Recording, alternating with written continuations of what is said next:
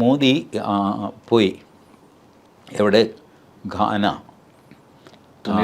Trinidad and Tobago, Argentina, ഇതുപോലെ ചെറിയ ചെറിയ രാജ്യങ്ങളിൽ പോയി. African plus Latin American. ഇതിനൊക്കെ കാര്യമുണ്ട്. അവിടെയെല്ലാം സ്വർണ്ണമുണ്ട്, പിന്നെ മറ്റ് റെയർ മിനറൽസുണ്ട്. അത് കൂടുതലും കുറവും ഒക്കെയുള്ള രാജ്യങ്ങളുണ്ട്. അവർക്കും വലിയ സന്തോഷമായി. ഓപ്പറേഷൻ സിന്ദൂറിന് ശേഷം അവർക്കൊരു ധാരണയുണ്ടായി, ഇന്ത്യ വലിയൊരു ശക്തിയാണ്. മാത്രമല്ല, ഇന്ത്യയുടെ കൂടെ നിന്നാൽ നമ്മുടെ കാര്യവും ഇന്ത്യ നോക്കിക്കോളും എന്നുള്ളൊരു തൻ്റെ ഇടം. അപ്പോൾ അവരിൽ പലരും ഈ നമ്മളുടെ ബ്രഹ്മോസിന് ഓർഡറൊക്കെ തന്നിട്ടുണ്ട്. ഇപ്പം തന്നെ പലരും ആലോചിച്ചുകൊണ്ടിരിക്കുന്നു ബ്രഹ്മോസിൻ്റെ റിവൈസ്ഡ് വേർഷൻ നമ്മളിറക്കാൻ. ഇപ്പോൾ ഉത്തർപ്രദേശിലാണ് അതിൻ്റെ പ്ലാന്റ് തുടങ്ങിയിരിക്കുന്നത്.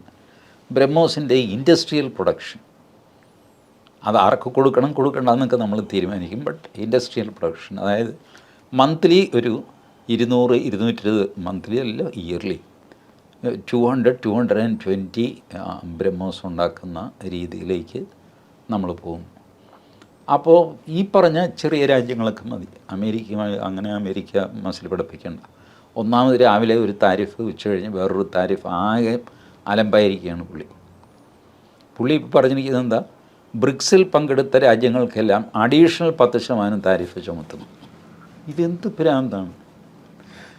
ബ്രിക്സ് കൂടിക്കഴിഞ്ഞാൽ അങ്ങനെയൊക്കെ എന്താ ഡോളറൈസേഷൻ വരും. അപ്പോൾ അന്ന് തന്നെ ഉറപ്പ് കൊടുത്തു, നിങ്ങളുടെ ഡോളർ അവിടെ നിൽക്കട്ടെ, ഞങ്ങൾ അതിലൊന്നും ഇപ്പോൾ തൊടാൻ പോകുന്നില്ല, അത് ഞങ്ങളുടെ തൽക്കാലം അജണ്ടയിലില്ല എന്ന് പറഞ്ഞു. എന്നിട്ടും അങ്ങനെയൊക്കെ പേടിയാണ്, ഇവർ ഡോളറൈസേഷൻ വരും എന്നൊക്കെയാണ്. അപ്പോൾ ഈ ഒരു സ്റ്റേച്ചറിൽ നിന്നുകൊണ്ടാണ് ബ്രിക്സിൽ ഈ കാര്യം നമ്മൾ വിചാരിച്ച കാര്യം നടന്നത്. ബ്രിക്സിൽ വേറൊരു പ്രത്യേകതയുണ്ടായി. ഒന്ന്, പുത്തിൻ വന്നില്ല. വരാതിരിക്കാൻ കാര്യം എന്താണെന്ന് വെച്ചാൽ, ബ്രസീലിലാണ് ഇത് നടക്കുന്നത്. പുത്തിനെതിരെ ഒരു വാറൻ്റുണ്ട് ഇൻ്റർനാഷണൽ കോർട്ട് ഓഫ് ജസ്റ്റിസിൻ്റെ.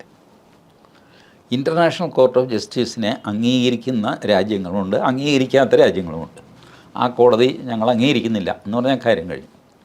ബ്രസീൽ ഇതിനെ അംഗീകരിക്കുന്നവരാണ്. അപ്പോൾ അംഗീകരിക്കുന്ന രാജ്യങ്ങൾ തമ്മിലൊരു ധാരണ എന്താണെന്ന് വെച്ചാൽ, കോടതി ഉത്തരവനുസരിച്ച് ആർക്കെങ്കിലും എതിരെ വാറൻ്റ് ഉണ്ടെങ്കിൽ അയാൾ ഈ അംഗീകരിച്ച് ഏതെങ്കിലും രാജ്യത്ത് കാലുകുത്തിയാൽ അയാളെ അറസ്റ്റ് ചെയ്യണം. അപ്പോൾ വ്ളാഡിമിർ പുത്തിനെതിരെ ഇൻ്റർനാഷണൽ കോർട്ട് ഓഫ് ജസ്റ്റിസിൻ്റെ ഒരു വാറൻ്റുണ്ട്. യുക്രൈനിൽ ആക്രമിച്ചെന്നോ അങ്ങനെ എന്തോ യുദ്ധ കുറ്റവാളി എന്നൊക്കെ പറഞ്ഞിട്ട്.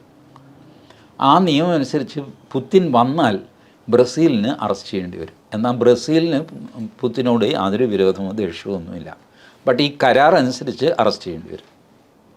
ഈ പുലിവാല ഒഴിവാക്കാനായിട്ട് പുടിൻ വരുന്നില്ല എന്ന് പറഞ്ഞു. പിന്നെ വരേണ്ടത് ഷീ ജിൻപിങ് ആണ്. അത് ഇതിലും വലിയൊരു കേസ് കേട്ട്. ഈ എല്ലാ ബ്രിക്സ് സമ്മേളനത്തിലും ആതിഥേയ രാജ്യം ഒരു ചീഫ് ഗസ്റ്റിനെ തീരുമാനിക്കും. എല്ലാവരും ഗസ്റ്റാണ്, ബട്ട് ഗസ്റ്റ് ഓഫ് ഓണർ എന്ന് പറഞ്ഞിട്ട് ആ സമ്മേളനത്തിൽ ആദ്യത്തെ ഡിന്നറിന് ഒരു VIP ആയിട്ട് പുള്ളിയെ ഇരുത്തും. ബാക്കി എല്ലാവരും ഉണ്ട്. അതിങ്ങനെ മാറിയും മറിഞ്ഞും വരും ഓരോ രാജ്യങ്ങളിലിട്ട്. ഇത്തവണ ഗതികേടിന് ഇന്ത്യയുടെ ടേണാണ്. അപ്പം നരേന്ദ്രമോദി ഗസ്റ്റ് ഓഫ് ഓണർ, ഇരിക്കേണ്ടത് ഷീ ജിൻപിങ്ങിന് ഒരു കുറച്ചിൽ. ഞാനിരിക്കുമ്പോൾ ഇന്ത്യൻ പ്രധാനമന്ത്രി ഗസ്റ്റ് ഓഫ് ഓണറും ഞാനും ഗസ്റ്റാണ്, പക്ഷേ രണ്ടാമനാണല്ലോ. രണ്ടാമനാകുന്ന സ്ഥിതിക്ക് എൻ്റെ രണ്ടാമൻ ബ്രിക്സിൽ പോയാൽ മതി എന്നായിട്ട്. അങ്ങനെയാണ് ഷീ ജിൻപിങ്ങും വ്ളാഡിമിർ പുത്തിനും ബ്രിക്സിൽ വരാതെയായത്. പക്ഷേ രണ്ടുപേരുടെയും ആൾക്കാർ വന്നു, ഡെപ്യൂട്ടീസ് വന്നു. പുത്തിൻ വരാത്തത് ന്യായമായ ഒരു കാര്യമാണ്. ഷീ ജിൻപിങ് വരാത്തത് ഈ ഈഗോ പ്രശ്നം കാരണമാണ്, ഒരു ശാപ്പാടിൻ്റെ പ്രശ്നം കൊണ്ടാണ്.